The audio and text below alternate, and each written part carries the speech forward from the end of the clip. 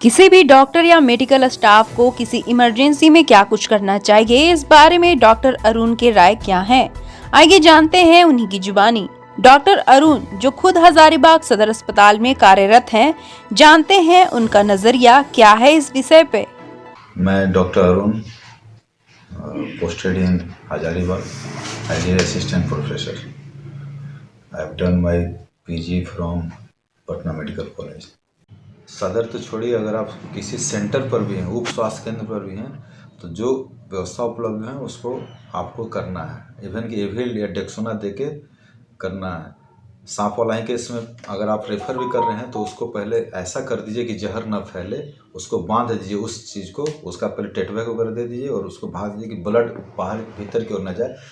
कुछ करके भेजिए, ब्लाइंडली मत बोल दीजिए कि मेरे पास व्यवस्था नहीं है। ठीक। अब सदर की बात मैं करता हूँ।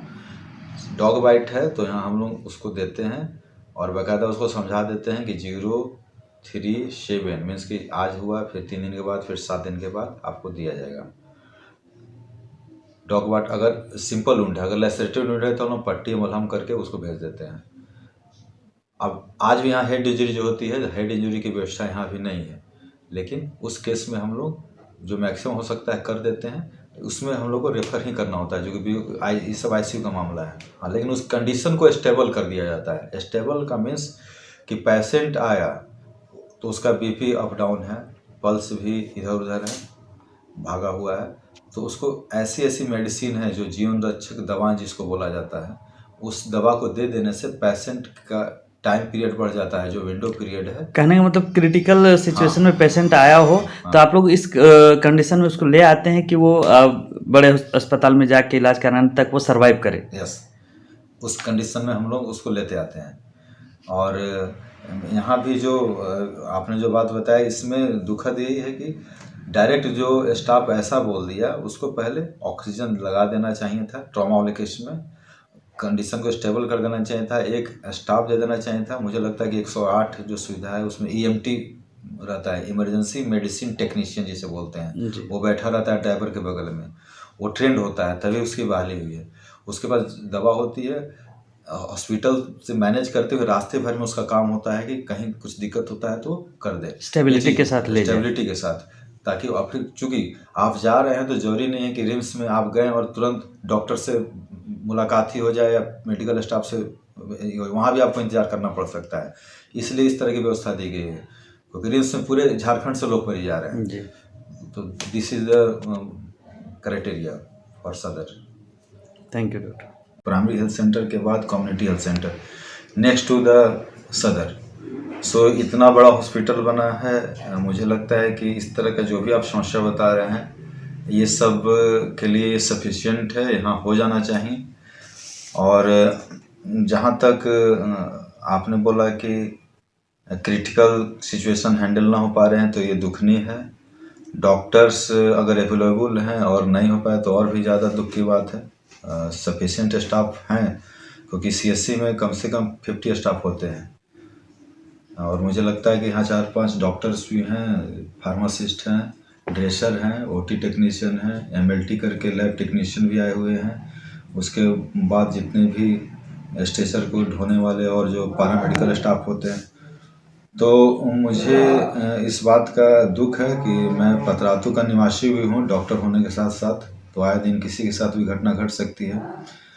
अभी जो बात आपने बताया कि सांप का कुछ मैटर हुआ जिसमें कि लापरवाही हुई, तो ये तो सरासर प्रशासन, जो वहाँ के लोकल प्रशासन है, प्रशासनिक अधिकारी हैं, उनका फेल्यूर है। वो चाहे एज ए डॉक्टर हों, उनका केवल ये कार्य पेमेंट निकालने तक नहीं कि वो स्टाफ का पेमेंट निकाल दें और अपना ट्रेजरी से बिल पास करा के ले लें। उनका कर्तव्य ये होना चाहिए कि आज चूँकि कोरोना खत्म हो गया, कल को था कि कोरोना के बारे में लोग बोलता था कि मेरे स्टाफ की कमी है, सब कोई इंगेज है। कोरोना खत्म होने के बाद भी अगर ऐसी घटनाएं घट रही है और सीएससी अपने प्रभाव में आ चुका है, 1-1.5 साल पहले तक मुझे याद है कि पीएससी था, अगर ये सीएससी बन चुका है तो ऐसा नहीं होना चाहिए।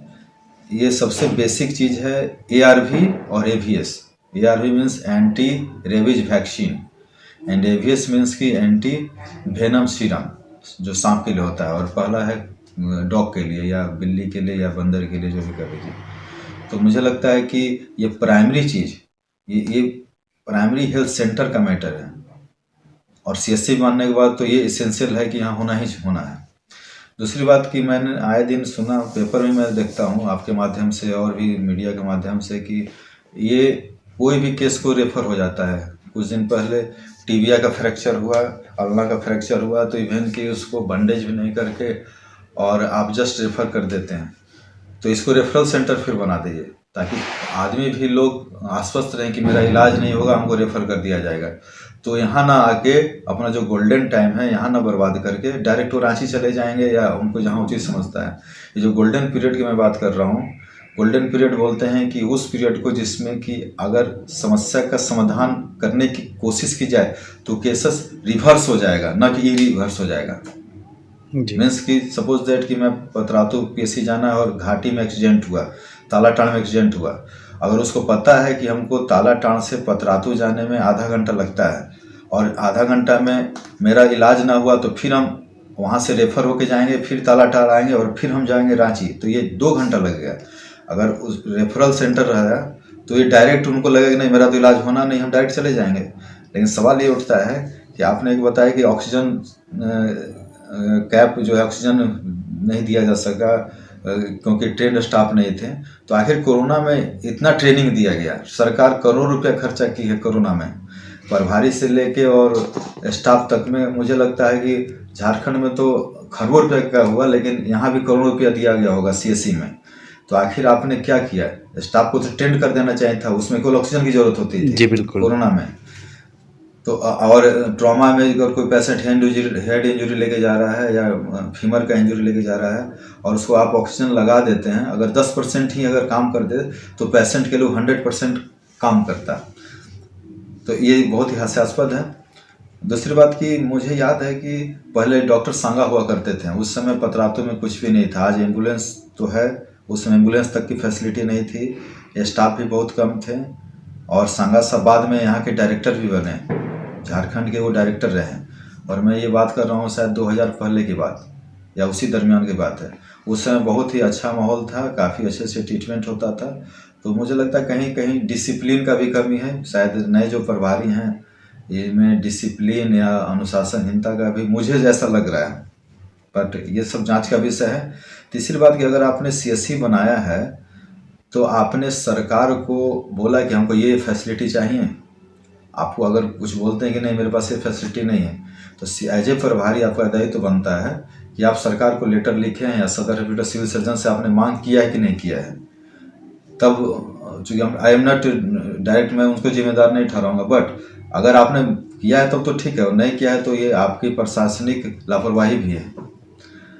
और एक और केस आपने बताया कि कुछ दिन पहले एम्बुलेंस में तेल नहीं है या ड्राइवर नहीं है, तो मुझे लगता है कि ये इसके लिए मैं उनको ज़्यादा नहीं बोलूँगा, बट ये चीज़ गलत है क्योंकि आपका प्राइवेट एम्बुलेंस तो है। क्योंकि मुझे पता चला है कि यहाँ पर सरकारी हॉस्पिटल के 1 ही किलोमीटर के रेंज में ऐसे डॉक्टर भी हैं जिनकी पोस्टिंग यहाँ पर है और वो प्रैक्टिस भी कर रहे हैं। तो एमसीआई का जो रूल है, जो रेगुलेशन है, उसके अनुसार भी गलत है। होना ये चाहिए कि 10 किलोमीटर के रेंज में कोई डॉक्टर प्रैक्टिस नहीं कर सकता है अगर he is posted in the PSC और सीएससी और additional PSC. So he should do practice after duty hour. अगर वो एनपीए नहीं ले रहे हैं तब लेना है। एनपीए मीन्स कि नॉन प्रैक्टिसिंग अलाउंस। अगर वो प्रैक्टिसिंग अलाउंस ले रहे हैं तब तो वो कर सकते हैं, और अगर ले रहे हैं एनपीए 3000 या 4000 सरकार देती है तो ले रहे हैं तो आप प्रैक्टिस नहीं कर सकते हैं। और जो दूरी है और जो टाइम का बंधन है उसको फॉलो करना है आपको। Thank you.